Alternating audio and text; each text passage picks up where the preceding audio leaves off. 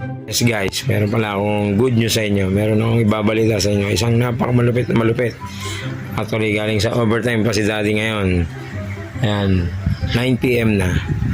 Actually, ang pasok kasi is 7 a.m. hanggang 4 p.m. So, inabot tayo ng 6 p.m. Naka-OT tayo ng 2 hours. Pero ang sarap, natanggal ang pagod natin dahil may good news sa akin si Mayora. Teren! Ayun si Mayora. Ayusin mo muna yung bangs mo. Bangs is life. Ayan, meron siyang good news sa akin, di ba?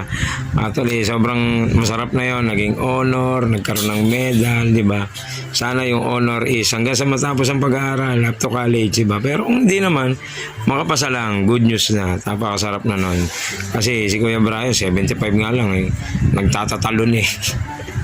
Pero ngayon, ang lupit ni Mayora.